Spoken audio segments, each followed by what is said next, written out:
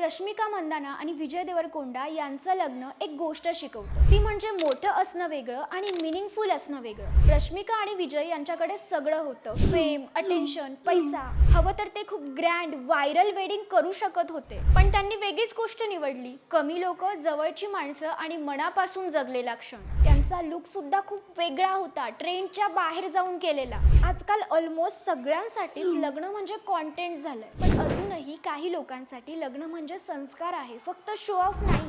म्हणजे सगळं काही करता येत असताना सुद्धा फक्त जे महत्त्वाचं आहे तितकंच करणं। लोक आपल्याबद्दल काय विचार करतील यापेक्षा आपण दोघं, आपले घरचे हा क्षण किती एन्जॉय करतील या गोष्टीकडे जास्त लक्ष देणं। किती डीप गोष्ट आहे ही। आणि इथे अजून एक असा मुद्दा जो बऱ्याच जणांना अनकम्फर्टेबल करू शकतो, तो म्हणजे या सेलिब्रिटीजकडे इतका पैसा असतो, ते हवं तसं लग्न करू शकतात, तरी सुद्धा ते साधं लग्न करतात। आणि आपल्यातले बरेचसे जण त्यांच्या लाईफ टाइमची पूर्ण सेव्हिंग लग्नामध्ये खर्च करतात, लोक काय म्हणतील म्हणून। आपण त्यांच्या लग्नात गेलोय, त्यांनाही बोलवायला लागेल म्हणून। लग्न हा सोशल अप्रुव्हलचा विषय नाहीये। मोठा वेन्यू, मोठा क्राऊड, मोठा नॉईस याने लग्न मोठं होत नाही।